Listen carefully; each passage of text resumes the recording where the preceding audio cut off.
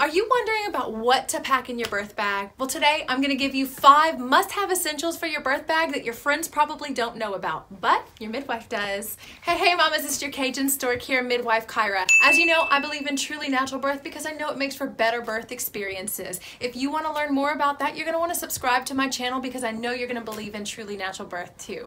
Let's talk about the 5 must-have birth bag essentials. Number 1. So, I know that you've already heard me talk about red raspberry leaf tea, and I'm not done yet. Red raspberry leaf tea is a must-have for your birth bag, but not in the way that you would think. So during labor, I have my mamas make something called a birth house infusion, and basically this is red raspberry leaf mixed with coconut water with a little bit of honey, and they sip on it throughout labor because it gives them vital electrolytes throughout their labor so that they can have their labor without IV fluids. So red raspberry leaf tones the uterus. It's great for you when you're pregnant. It's phenomenal for you when you're in labor. And actually a nice little trick that you can do too is if your hospital only allows you to eat ice chips during labor, you can actually make the red raspberry leaf in ice cubes, mash it up with like a hammer before your birth, and you can eat it as ice chips throughout labor and get more nutrition than just water, which is really important when you're laboring unmedicated. So the link here to my favorite red raspberry leaf tea is in the description below. So while we're talking about hydrating during labor, let's also talk about nourishing ourselves. So in my practice, we really don't like to run routine IVs. I expect my mamas to eat and drink during labor, and I know that your midwife will too. However, in hospital policies, this may not always be the case. Evidence is saying more and more that we need to be eating during labor, and yet many hospitals are kind of coming around very slowly to this idea. So, off the record, I would encourage you to have something like a protein bar or something that you can eat one-handed really quick while you're sneaking in the bathroom for an unmedicated birth. If you have an epidural, don't eat during labor, but for an unmedicated birth, you can sneak a few bites of a protein bar in the bathroom. Cliff is great because it's high in carbohydrates and also high in protein and a lot of things that you're going to need during a truly natural birth. And so Cliff bars are a great way to give yourself that energy during labor. So link to the Cliff bars and other protein bars are in the description below. Number 3. Coconut oil. Now I know what you're thinking. Your friends have probably already told you about packing coconut oil for your birth, but did they talk to you about packing it for your baby? Now coconut oil for the baby is like an old midwife's trick that was actually taught to me by my preceptors.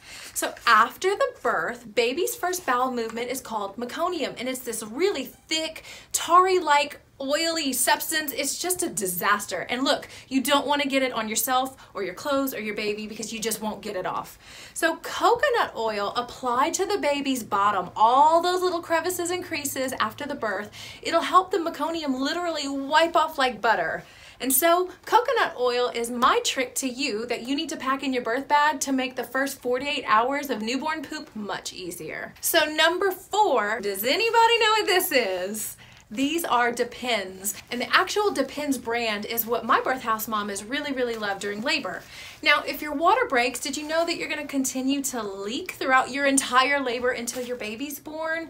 Or, of course, you know, after the birth, you're going to be bleeding for possibly up to 6 weeks, but the first 24 hours is the most. And so I recommend Depends to be in your birth bag because you never know if you're going to need it just in labor or in the postpartum, but I'm telling you that these are comfortable. You can move around freely without any worry about leaking over or spilling. And to be honest, they're kind of nice in the postpartum period, particularly for my mamas who are leaving the birth house to go home just a few hours after their birth. And so Depends are also in the description below. Like I said, you're going to want the actual Depends brand because they're the most comfortable. Believe it or not, they're actually kind of soft. The 5th must-have essential for your birth bag that your friends probably have not told you about is postpartum belly support. So after you have your baby, your uterus is going to shrink down quite a bit, but you're still going to look about 6 months pregnant for at least several days because your uterus is still going to be a little bit higher than your belly button.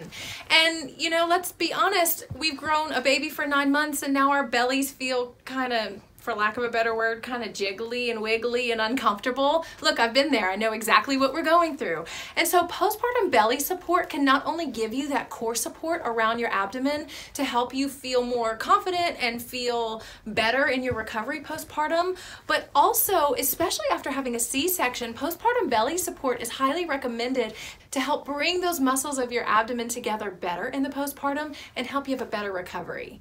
So there are lots of postpartum support bands, but basically you just need something really basic. You want to make sure it has Velcro on it so that you can adjust as your belly continues to shrink down in the postpartum period. Now, there's no limit on how long you can wear postpartum support. I definitely recommend that you put it on about 4 hours or so after your birth and continue to wear it for weeks if you can. It's actually really comfortable and you don't want it to be too tight. I've created a free list just for you about all of the things that you want to pack in your birth bag, no matter where you're planning on giving birth. And you can find that in the description below. What are some of your essentials for your birth bag that you just must have? Give us some of your ideas in the comments below so we can share with others. If you want to learn a little bit more about red raspberry leaf tea and how you can use it for more than just your birth, but also through your pregnancy, I have a link to that video right here, and I'll see you over there. Thanks for watching. Bye-bye.